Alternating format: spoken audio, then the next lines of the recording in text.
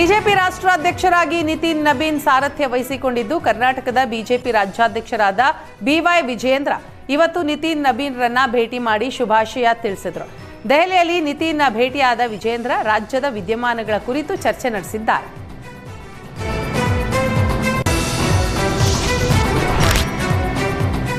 ರಾಜ್ಯ ಕಾಂಗ್ರೆಸ್ನಲ್ಲಿ ಸಿಎಂ ಕುರ್ಚಿ ಕಾದಾಟ ಮುಂದುವರೆದಿದ್ದು ಈ ಕುರಿತು ಅರಸೀಕೆರೆ ಶಾಸಕ ಶಿವಲಿಂಗೇಗೌಡ ಪ್ರತಿಕ್ರಿಯೆ ಕೊಟ್ಟಿದ್ದಾರೆ.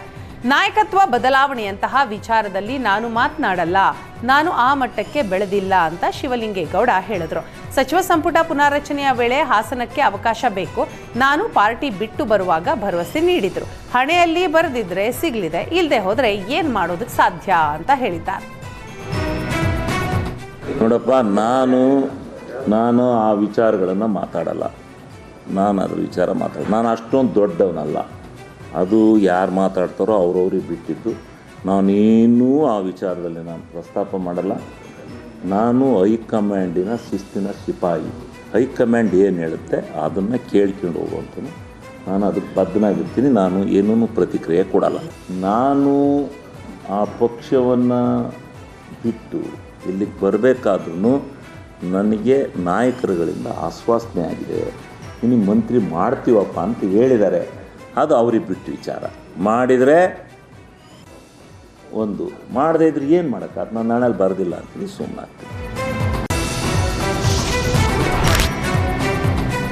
ಕಾಂಗ್ರೆಸ್ನಲ್ಲಿ ನಾಯಕತ್ವ ಬದಲಾವಣೆ ವಿಚಾರ ಇನ್ನೂ ಇತ್ಯರ್ಥವಾಗದ ಹಿನ್ನೆಲೆ ಆದಷ್ಟು ಬೇಗ ಹೈಕಮಾಂಡ್ ಈ ಗೊಂದಲ ಬಗೆಹರಿಸಬೇಕು ಅಂತ ಶಾಸಕ ಶಿವಗಂಗಾ ಬಸವರಾಜು ಒತ್ತಾಯಿಸಿದ್ದಾರೆ. ಡಿಕೆ ಶಿವಕುಮಾರ್ರನ್ನ ಆದಷ್ಟು ಬೇಗ ದೆಹಲಿಗೆ ಕರೆಸಿಕೊಂಡು ಮಾತಾಡಿ. ನಾನು ಡಿಕೆ ಶಿವಕುಮಾರ್ ಹೆಸರಲ್ಲಿ ಪ್ರಮಾಣ ವಚನ ತೆಗೆದುಕೊಂಡವನು. ಅವರು ಸಿಎಂ ಆಗಲಿ ಅನ್ನೋ ಆಸೆ ನನಗೂ ಇದೆ. ಸಿಎಂ ಬದಲಾವಣೆ ವಿಚಾರ ಒಪ್ಪಂದ ಆಗಿದೆಯೋ ಇಲ್ವೋ? ಒಪ್ಪಂದ ಆಗಿದ್ರೆ ಆಗಿದೆ ಅಂತ ಹೇಳಿ, ಆಗಿಲ್ಲ ಅಂತಂದ್ರೆ ಆಗಿಲ್ಲ ಅಂತ ಹೇಳಿ.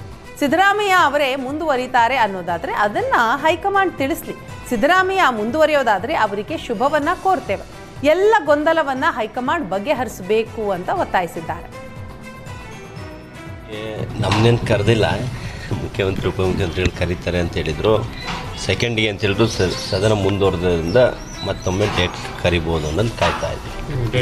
ಡೇಟ್ ಇನ್ನೂ ಫಿಕ್ಸ್ ಆಗಿರೋ ಕಾರಣ ಯಾವ ಕಾರಣ ಗೊತ್ತಿಲ್ಲ.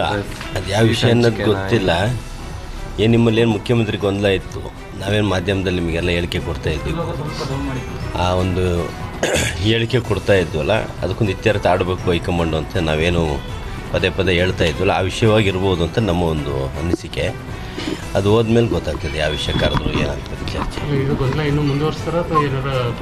ನಾನು ಹೇಳಿದ್ದೀನಲ್ಲ, ಗೊಂದಲ ಮುಂದುವರ್ಸೋದು ಅವಶ್ಯಕತೆ ಇಲ್ಲ. ಎನಿವನ್ ಈಗ ಇವ್ರನ್ನ ಮಾಡ್ತಿರೋ ಡಿ ಕೆ ಶಿವಕುಮಾರ್ ಅವ್ರು ಮಾಡೋದಾದರೂ ಮಾಡಿ, ಇಲ್ಲ ಅವ್ರನ್ನೇ ಮುಂದುವರಿಸಿ, ಅಥವಾ ಹೊಸಬ್ರನ್ನ ಏನಾದ್ರು ಕರ್ಕೊಂಬಂದು ಮಾಡ್ತಾರೋ ಮಾಡಿ. ಒಟ್ಟೊಂದು ಇತ್ಯರ್ಥ, ಗೊಂದಕ್ಕೆ ಇತ್ಯರ್ಥ ಹೈಕಮಾಂಡ್ ಆಡಲೇಬೇಕು. ಇಲ್ಲಾಂದ್ರೆ ಏನಾಗ್ತದೆ, ಮಾಧ್ಯಮ ಮುಂದೆ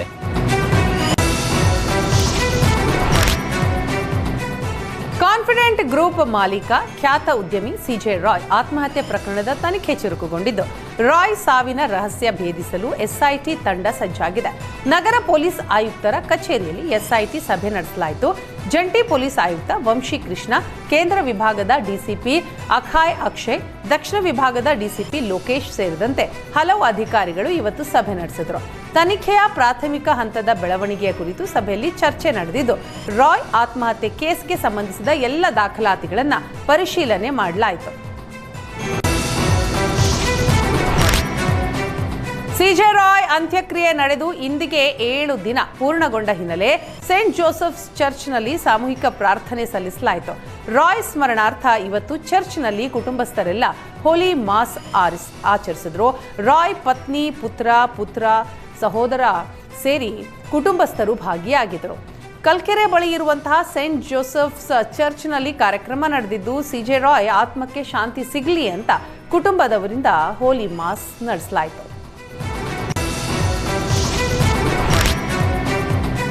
ನಟ ಕಿಚ್ಚ ಸುದೀಪ್ ಮೈಸೂರಿನ ಚಾಮುಂಡಿ ಬೆಟ್ಟಕ್ಕೆ ಭೇಟಿ ನೀಡಿ ನಾಡದೇವಿ ಚಾಮುಂಡಿಯ ದರ್ಶನವನ್ನ ಪಡೆದರು. ಸುದೀಪ್ಗೆ ಪಾಲಿಕೆ ಸದಸ್ಯ ಲೋಕೇಶ್ ಪ್ರಿಯಾ ಸಾಥ್ ನೀಡಿದ್ದು, ಚಾಮುಂಡಿ ತಾಯಿ ದರ್ಶನ ಪಡೆದ ಸುದೀಪ್ ತಾಯಿಗೆ ವಿಶೇಷ ಪೂಜೆಯನ್ನ ಸಲ್ಲಿಸಿದ್ರು. ಈ ವೇಳೆ ಸುದೀಪ್ ನೋಡೋದಿಕ್ಕೆ ಮತ್ತು ಸೆಲ್ಫಿ ತೆಗೆದುಕೊಳ್ಳೋದಿಕ್ಕೆ ಅಭಿಮಾನಿಗಳು ಮುಗಿಬಿದ್ದಿದ್ರು. ಚಾಮುಂಡಿ ಸನ್ನಿಧಿಯಲ್ಲಿ ಸುದೀಪ್ಗೆ ಜೈಕಾರ ಕೂಡ ಕೂಗಲಾಯಿತು.